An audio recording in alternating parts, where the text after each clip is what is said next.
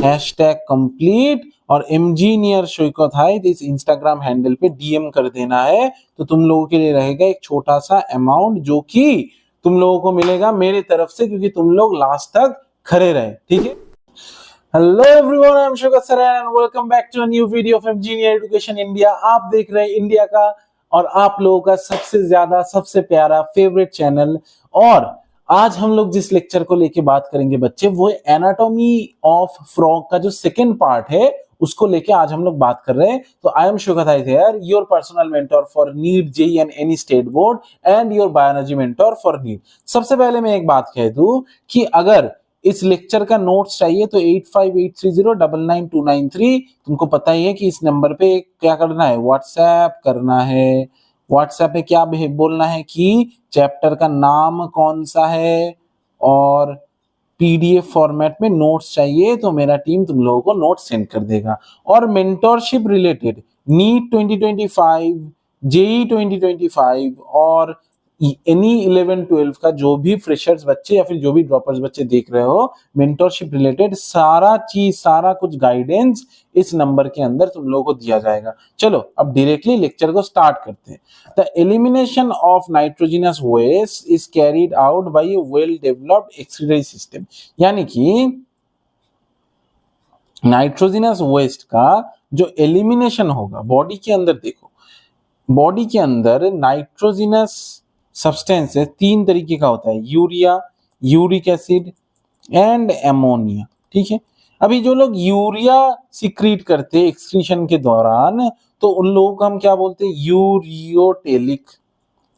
Uric acid secrete करते हैं, uricotelic. और जो लोग एमोनिया सिक्रीट करेंगे, जो भी ऑर्गेनिज्म, उनको हम लोग बोलेंगे एमाइनोटेलिक।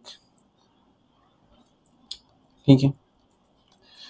तो फ्रॉग जनरली यूरियोटेलिक होता है कि यूरिया सिक्रीट करता है। अभी तुम लोगों को पता है कि यूरिया एक नाइट्रोजन कंटेनिंग कंपाउंड है, नाइट्रोजन कंटेनिंग कंपाउंड है। ठीक है, समझ में आ गया। चलो, तो इसीलिए नाइट्रोजनस वेस्ट बॉडी से किसके द्वारा निकलेगा, यूरिया के द्वारा, एक्सक्रीटरी सिस्टम के द्वारा निकलेगा। The excretory system consists of a pair of kidneys, ureters, cloaca and urinary bladder. क्या होता है एक्सक्रीटरी सिस्टम के अंदर, देखो किडनीज होगा, यूरिनोजेनिटल डक्ट, मेल के अंदर यूरिनरी डक्ट और जेनाइटल डक्ट, यानी कि जो जेनिटेलिया होगा, एक्सटर्नल जेनिटेलिया, जो कि स्पर्म को कैरी करेगा, तो वो डक्ट और यूरिनरी डक्ट सेम होता है, इसीलिए हम लोग इसको यूरिनोजेनाइटल डक्ट बोलते हैं। देखो क्लोएका और यूरिनरी ब्लडर, ये चार मिलके एक्सक्रीटरी सिस्टम को बनाएगा। अभी फीमेल के अंदर क्या होता है कि ओविडक्ट अलग होता है, जो ओवम सिक्रीट करेगा, और यूरेटर अलग होता है। ठीक है।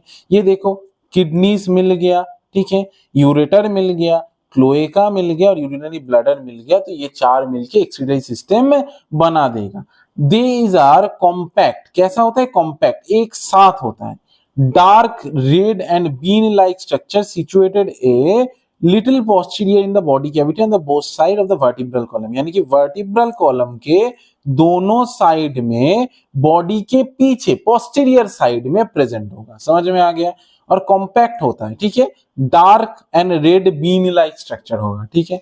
Each kidney is composed of several structural and functional units called uriniferous tubules और नेफ्रॉन्स। एक एक किडनी बहुत सारा छोटा छोटा स्ट्रक्चर से बनेगा, जिसको हम लोग क्या बोलेंगे, नेफ्रॉन बोलेंगे, या फिर यूरिनिफेरस ट्यूब्यूल बोलेंगे। ट्यूब्यूल का मतलब क्या होता है, ट्यूब का ही छोटा वर्जन। ठीक है।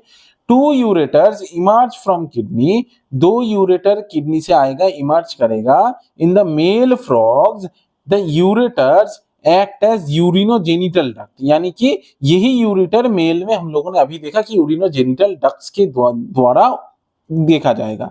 विच opens into the cloaca, cloaca में ओपन होता है। ये लोग देखो क्लोएका में ओपन हुआ है ये दो। ठीक है। चलो अभी in females the ureters and oviduct open separately in the cloaca, यानी कि फीमेल्स के अंदर जो ओविडक्ट है और जो यूरेटर है वो सेपरेटली क्लोएका में ओपन होता है। ये देखो क्लोएका यहाँ पर है, समझ में आ गया। चलो अभी The thin walled urinary bladder is present ventral to the rectum, यानी कि रेक्टम जो होता है, जो रेक्टम होता है उसके सामने, देखो रेक्टम के सामने, वेंट्रली रेक्टम के सामने यूरिनरी ब्लडर प्रेजेंट है, ठीक है। चलो which also opens in the cloaca, जो यूरिनरी ब्लडर है वो क्लोएका में ही जाके ओपन होगा। The frog excretes urea and thus a uricotelic animal, यानी कि फ्रॉग क्या बॉडी के बाहर छोड़ता है, मैंने अभी बोला कि यूरिया छोड़ता है इसलिए यूरियोटेलिक बोलते हैं। excretory wastes are carried by blood into kidneys where it is separated and excreted, मतलब ब्लड के द्वारा एक्सीटरी वेस्ट किडनी में जाएगा जहां से छान के इसको बाहर फेंका जाएगा, ठीक है। चलो the system for control and coordination is highly evolved in frog, यानी कि फ्रॉग को कंट्रोल करना और पूरे बॉडी को एक कोऑर्डिनेटेड मैनर में चलाना कि एक पार्ट से दूसरा पार्ट कनेक्टेड हो, ठीक है। तो ये हाईली इवॉल्व्ड है, यानी कि हमारे तरह फ्रॉग्स में भी अच्छी खासे डेवलप्ड है। एक सेकंड में थोड़ा माइक देख लूं, हाँ ठीक है। चलो It includes both neural system and endocrine glands, यानी कि इनके अंदर न्यूरल सिस्टम और एंडोक्रिन ग्लैंड देखने को मिलेगा। क्लास 11 का लास्ट चैप्टर केमिकल कोऑर्डिनेशन और न्यूरल कंट्रोल एंड कोऑर्डिनेशन, उसके ठीक ही आगे वाला चैप्टर, ये दोनों जब एक साथ काम करेंगे, यानी कि जब न्यूरॉन्स ऑर्डर देंगे, सिग्नल देंगे किसको, एंडोक्रीन ग्लैंड्स को। एंडो का मतलब होता है अंदर, क्रीन का मतलब होता है कोई भी केमिकल लाइक स्ट्रक्चर, तो ये तब हॉर्मोन्स निकालेंगे जो कि एक केमिकल मैसेंजर होता है, ठीक है।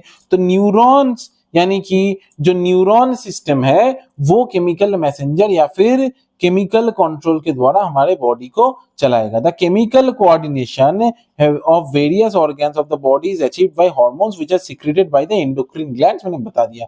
The prominent endocrine glands found in frog are pituitary, thyroid, parathyroid, thymus, pineal body, pancreatic, islets, adrenals and gonads, यानी कि हमारे बॉडी की तरह ही पिट्यूटरी, इसके अंदर जो सीक्रेटरी हार्मोन्स है जो कि हार्मोन्स को सीक्रेट, कोई भी अलग हार्मोन्स को सीक्रेट करने में हेल्प करे, ट्रॉफिक हार्मोन या फिर सीक्रेटरी हार्मोन्स निकलेंगे। Thyroid T3 T4 TSH thyroid stimulating hormone, parathyroid पैराथ hormone, thymus gland गले के दो पास, ठीक है, गले के आसपास रहता है। Pineal body, pancreatic islets, alpha beta and gamma cells क्या सीक्रेट करता है हमारे बॉडी में, बोल देना कमेंट बॉक्स में। एड्रेनल्स, एड्रेनलिन, गोनाड्स, जीटीएच, गोनाडोट्रोफिक हार्मोन से गोनाड्स अपना हार्मोन्स निकालेगा। The nervous system is organised into A central nervous system, यानी कि एक ब्रेन और एक स्पाइनल कॉर्ड, ब्रेन से निकला हुआ एक कॉर्ड या फिर एक तार लाइक स्ट्रक्चर जो कि वर्टिब्रल कॉलम से खुद को प्रोटेक्ट करता है। तो ब्रेन क्रेनियम के अंदर रहता है, किसके अंदर रहता है, क्रेनियम के अंदर रहता है, ठीक है। तो देख लो, तो इससे क्या निकलेगा, सीएनएस निकलेगा, सेंट्रल नर्वस सिस्टम, ठीक है।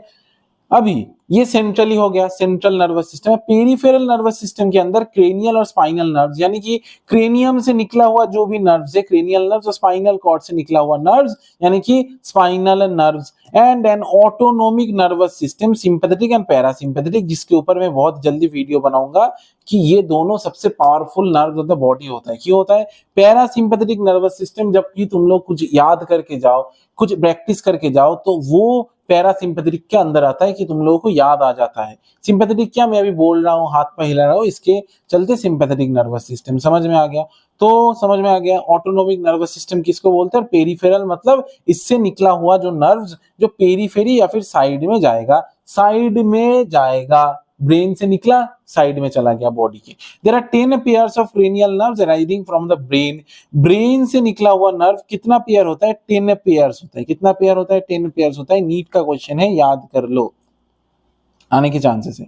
Brain is included in a bony structure called brain box और क्रेनियम, बोनी स्ट्रक्चर पे ध्यान देना है। The brain is divided into a 4 brain, अगर कोई पूछे कि क्रेनियम के अंदर कौन सा जॉइंट प्रेजेंट होता है, fibrous joint, mid brain and hind brain, यानी कि 3 पार्ट होगा। 4 का मतलब होता है सामने, ब्रेन का सामने वाला हिस्सा, मिड वाला हिस्सा, पीछे वाला हिस्सा, hind brain. The 4 brain includes olfactory, देखने वाला लोब, ऑल्फैक्टरी लोब जो देखने में काम आता है, paired cerebral hemispheres, paired hemisphere होता है, left lobe right lobe, left lobe sports activity में काम आता है, राइट लोब कोई कुछ भी लिखने में या फिर पढ़ने में काम आएगा। Unpaired diencephalon and the mid brain is characterised by a pair of optic lobe, देखने में हेल्प करेगा। Hind brain consist of cerebellum, जो कि बॉडी का भारसाम्य मेंटेन करने में, बॉडी को एक एक कोऑर्डिनेशन देने में हेल्प करता है। ठीक है, जब कोई भी अल्कोहल पीता है तो क्या होता है, ब्लड फ्लो घट जाता है, तो सेरिबेलम में ब्लड फ्लो घट जाता है, इसीलिए ऐसे ऐसे टाल मटाल खाता है। ठीक है, चलो मेडल ऑफ लोंगाटा। अभी मेडल ऑफ लोंगाटा क्या है, passes through the foramen of magnum. Foramen का मतलब होता है कैविटी, फ्रॉग के हेड के नीचे प्रेजेंट कैविटी, उसको हम लोग फोरामेन बोलते हैं। मैग्नम आइसक्रीम तुम लोगों ने खाया है, तो फोरामेन ऑफ मैग्नम का मतलब होता है, इसी से याद रख लेना कि ये कैविटी होगा जिससे मेडल ऑफ लोंगाटा पास होगा, जो कि स्पाइनल कॉर्ड तक जाएगा, जो कि वर्टिब्रल कॉलम में एनक्लोज होगा। स्पाइनल कॉर्ड वर्टिब्रल कॉलम में एनक्लोज होता है। चलो अभी frog has different sense organs, frog के अंदर डिफरेंट सेंस ऑर्गन्स प्रेजेंट होता है, namely organs of touch, sensory papillae, taste bud, smell, nasal epithelium, nasal chamber का एपिथेलियम, नेजल एपिथेलियम मतलब नेजल का बाहर वाला पार्ट। अगर कोई नेजल कैविटी है तो उसका जो बाहर वाला लेयरिंग है उसको हम लोग एपिथेलियम बोलते हैं। ठीक है, विजन आईज प्रेजेंट होता है एंड हियरिंग के लिए टिम्पैनम प्रेजेंट होता है, हम लोगों ने पढ़ा है, with internal ears. Out of these, eyes internal ears are well organized structure, बहुत अच्छे से ऑर्गेनाइज होता है, and the rest are cellular aggregations around nerve endings, मतलब नर्व एंडिंग में सेल्स जमा हुए हैं बहुत सारा। ठीक है, eyes in a frog are a pair of spherical structure situated in the orbit of skull, skull के ऑर्बिट में छोटा छोटा स्फेरिकल स्ट्रक्चर होगा, जिसको हम लोग आईज बोलते हैं। इनके अंदर सिंपल आईज होता है, यानी कि एक ही unit of eyes is present, यानी कि एक ही पिक्चर बनेगा ह्यूमंस की तरह। External ear is absent in frog, external ear नहीं होता, जो कि सिर्फ से मैमलिया के अंदर होता है। Only tympanum can be seen externally, tympanum को बाहर से देखा जा सकता है। The ear is a organ of hearing as well as balancing, ear body के बैलेंसिंग में भी हेल्प करता है सेरिबेलम की तरह। Frogs have well organized male and female reproductive system. Frogs के अंदर male and female reproductive system अलग अलग होता है। Male reproductive system consist of a pair of yellowish ovoid testis, यानी कि मेल रिप्रोडक्टिव सिस्टम के अंदर यूलोइश टेस्टिस आर प्रेजेंट, जो कि किडनी के साथ ही लगा हुआ रहता है।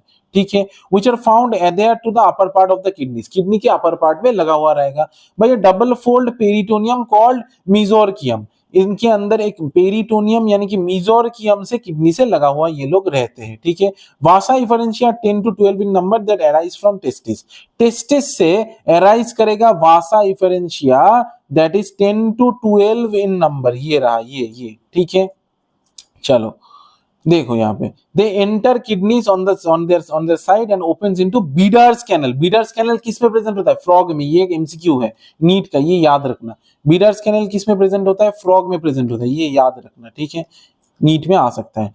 Finally it communicates with the urinogenital duct, यानी कि यूरिनोजेनिटल डक्ट बनाता है ये पूरा जो टेस्टिस का स्ट्रक्चर और किडनी का स्ट्रक्चर है, that comes out of the kidneys and open into cloaca, मैंने पढ़ा दिया।